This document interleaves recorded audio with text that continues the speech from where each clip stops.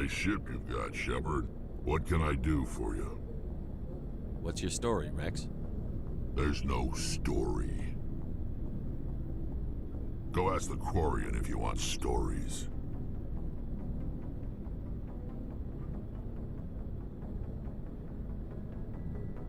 You Krogan live for centuries. Don't tell me you haven't had a few interesting adventures.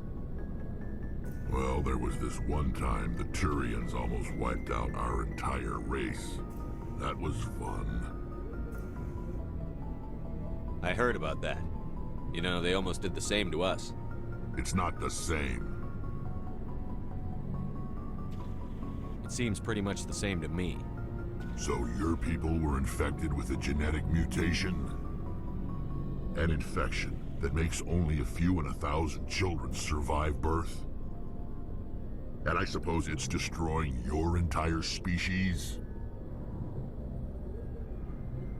I suppose it isn't all the same. I don't expect you to understand, but don't compare humanity's fate with the Krogan. I was just making conversation. I wasn't trying to upset you. Your ignorance doesn't upset me, Shepard. As for the Krogan, I gave up on them long ago. The genophage infected us, but it's not what's killing us. Are your people really dying? We're sure not getting any stronger. We're too spread out. None of us are interested in staying in our own system.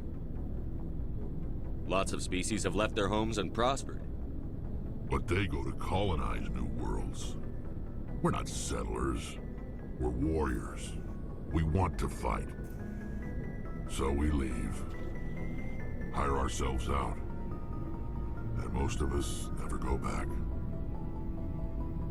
What can you tell me about the genophage? Ask the Solarians if you want details. They made it. All I know, it makes breeding nearly impossible. Thousands die in stillbirth, and most never get that far. Every Krogan is infected, every one. And no one's rushing to find a cure. Why don't the Krogan try to find a cure? When was the last time you saw a Krogan scientist? You ask a Krogan, would he rather find a cure for the genophage or fight for credits? He'll choose fighting every time. It's just who we are, Shepard. I can't change that. Nobody can. So long, Rex. Shepard. Commander? What's your opinion on the last mission? Kinda wish you'd got there sooner, Commander. No offense, I appreciate the rescue. I just wish... You wish we'd been able to save the rest of your unit? Yes, sir. If I had been more alert, we wouldn't have been cut down by an ambush. We never trained to fight synthetics. The Geth haven't gone beyond the Veil in 3 centuries. Our training's supposed to make us able to adapt. I'll make sure it doesn't happen again. Do you have a few minutes to talk one-on-one? I'm sorry, Commander. I need to get my duty squared away. I wouldn't mind talking more later, though. Dismissed, Chief. Sir.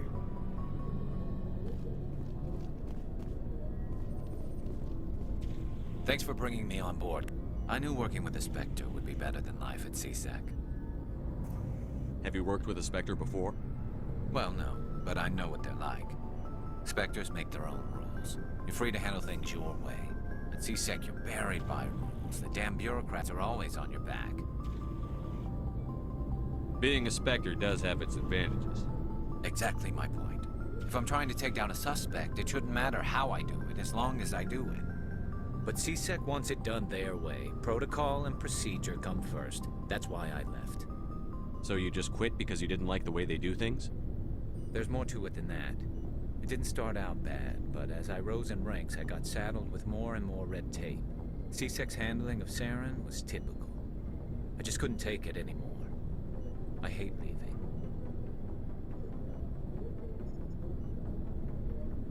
I hope you made the right choice. I'd hate for you to regret it later. Well, that's sort of why I teamed up with you. It's a chance for me to get off the Citadel, see how things are done outside CSEC. Either way, I plan to make the most of this. And without CSEC headquarters looking over my shoulder, well, maybe I can get the job done my way for a change. As long as you do your job well, you're free to go about your business as you see fit. Thank you, Commander.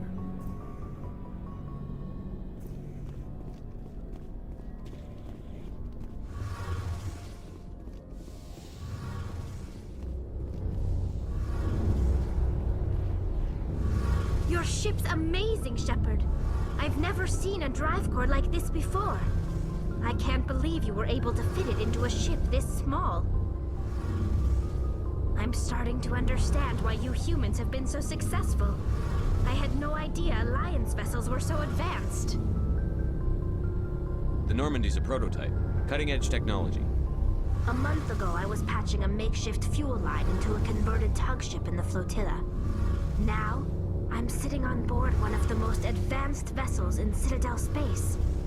I have to thank you again for bringing me along. Traveling on a vessel like this is a dream come true for me. I had no idea you found ship technology so interesting. It comes with being a Quarian. The migrant fleet is the key to the survival of my people. Ships are our most valuable resource. But we don't have anything like this. We make do with cast-offs and second-hand equipment. We just try to keep them running for as long as we can. Some of the fleet's larger vessels date all the way back to our original flight from the Geth. I can't believe your fleet's still using ships that are 3 centuries old. They're constantly being repaired, modified, and refitted. They aren't pretty, but they work. Mostly. We've tried to make ourselves as independent as possible on the flotilla. Grow our own food, mine, and process our own fuel. But some things we just can't make on our own. A patch to maintain the hull integrity requires raw materials we just don't have. That's why our pilgrimages are so important. Tell me about your people. Our lives aren't easy. Resources are scarce, and we are constantly on the move. Everything we do must in some way contribute to the continuation of the migrant fleet. There are 17 million Quarians in the flotilla, and each of us relies on the others for survival. The bonds among my people are strong. Unfortunately, we have had to surrender many of the freedoms and civil liberties other species take for granted. What kind of freedoms? Well, it's illegal for parents to have more than one child. If our population grows too much, it would strain our resources to their breaking point. Of course, we also can't allow our numbers to become too few. If our population is in decline, the rule against single births is temporarily repealed. In extreme cases of population decline, incentives are even offered to encourage multiple births, though the Conclave hasn't had to take such measures in nearly a century. That's your government. The Conclave is our civilian branch of government. Each ship can elect a representative to serve on the Conclave and make decisions that affect the fleet as a whole. On matters that affect an individual ship, however, the captain has the final say. It's a tradition that dates back to the early days, when the fleet was governed by martial law. Fortunately, most captains nowadays are smart enough to have an elected council from their crew to give them advice and guidance. So the ultimate power rests with elected officials. In practice, the Conclave and the respective council for each ship tend to set the rules that govern our daily lives. But in theory, we are still under military jurisdiction.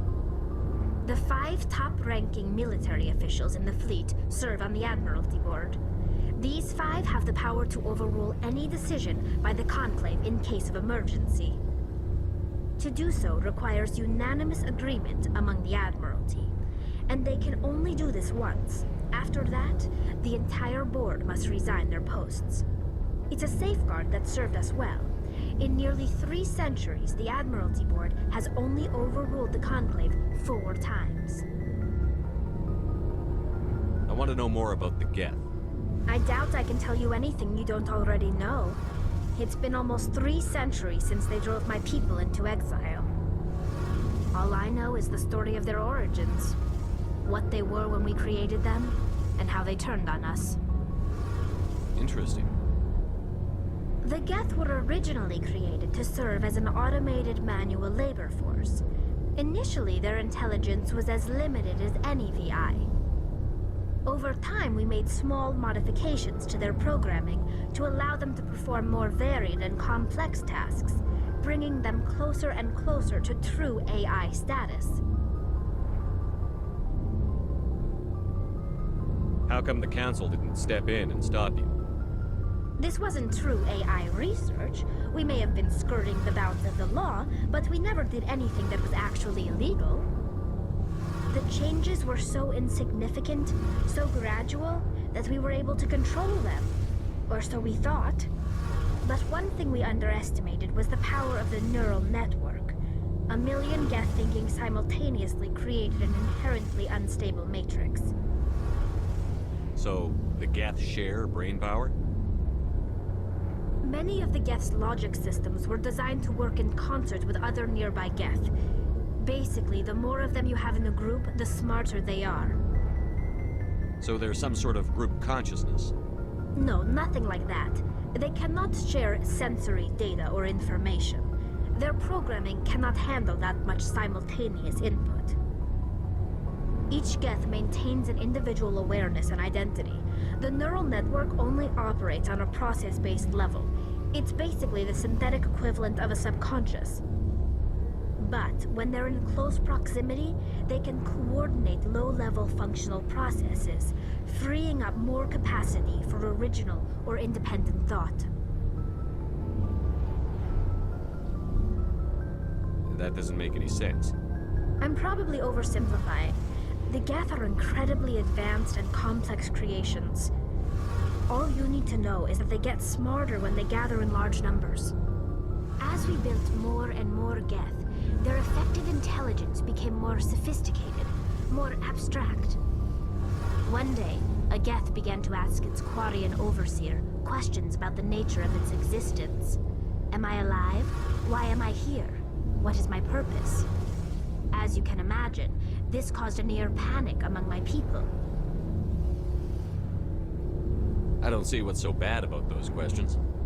The Geth were created to engage in mundane, repetitive, or dangerous manual labor. That's fine for machines, but it won't satisfy a sentient being for long. The Geth were showing signs of rudimentary self-awareness and independent thought. If the Geth were intelligent, then we were essentially using them as slaves. It was inevitable the newly sentient Geth would rebel against their situation. We knew they would rise up against us, so we acted first. A general order went out across all Quarian-controlled systems to permanently deactivate all Geth. The Geth responded to this order violently.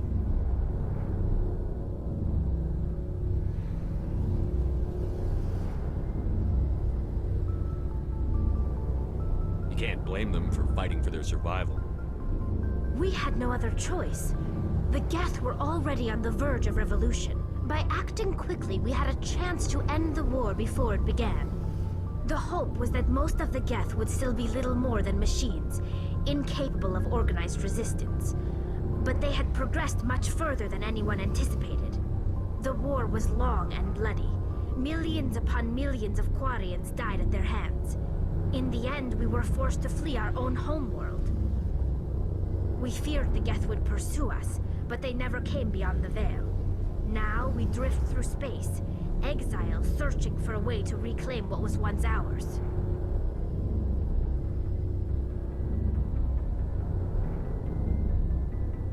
It's hard to feel sorry for you. Your ancestors tried to wipe out another species. We made a mistake when we created the Geth in the first place, but we did not make a mistake when we went to war against them. If we had not acted, they would have wiped us out. They're a synthetic life form. They have no use for organics. None. Why do you think they cut themselves off from the rest of the galaxy? Why do you think they've killed every organic being who's ever tried to contact them?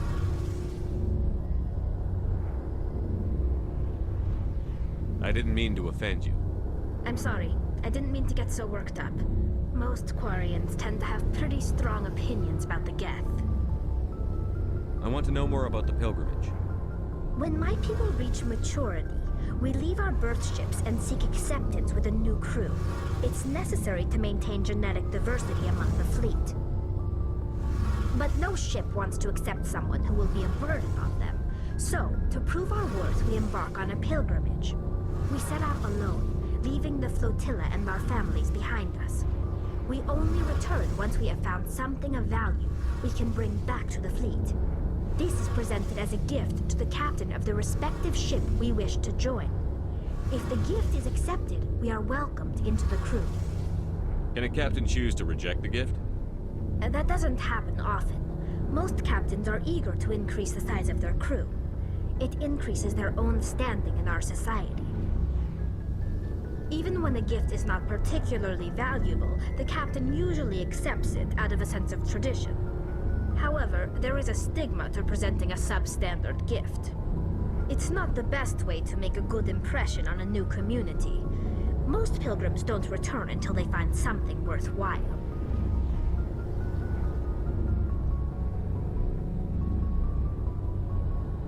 I want to talk about something else. Like what? I should go. See you later. Hey, Commander, you know that Quarian, Tally? She's been spending all her time down here asking me about our engines. I'll tell her to leave you alone. What? No, she's amazing. I wish my guys were half as smart as she is. Give her a month on board and she'll know more about our engines than I do. She's got a real knack for technology, that one. I can see why you wanted her to come along. I figured she'd be a real asset to the team. You got an eye for talent, Commander, but I'm guessing that's not why you came down here. Fill me in on the IES stealth systems. How does it work exactly? You can't hide a ship out in space. They emit too much heat and radiation. Too easy for sensors to pick them up, unless you find a way to capture those emissions. So our stealth systems trap the energy we give off in storage sinks built into the ship itself. No emissions to give away our location. Eventually the sinks have to be vented. More than a few hours silent running and they overheat. Cook us inside our own hull. There's no way for anyone to detect us? A visual scan can still pick us up. Anyone looking out a window can see us plain as day. But you have to be pretty close to get an actual visual out in space. Most vessels rely on scanners. As long as the stealth systems are engaged, they can't see us. Not unless we accelerate to FTL speeds. Why doesn't it work with faster-than-light travel? Cranking up the FTL blue shifts our emissions, pushes them into frequencies too high to capture in the sinks. As soon as we make the jump, it's like setting off a flare. Sensors can pick up our location whenever we enter or exit FTL flight, but for short-range missions, our stealth systems are amazing, and we've got the only one. Where else have you served, Adams? If you name a class of Alliance ship, I've probably served on it. Everything from dreadnoughts and carriers right down to frigates like the Normandy. My last assignment was on the Tokyo, only a cruiser, but she was a good ship. Couldn't hold a candle to the Normandy, though. I want to know more about the Normandy. She's the best ship I've ever served on, probably the fastest vessel ever designed. And she's the only one using the new Tantalus drive core. What's so special about the Tantalus drive core? Proportionally, it's about twice the size of any other vessel. Not only are we faster, we can run at FTL speeds longer before we have to discharge the core. Carry on, Adams. Aye, aye, Commander.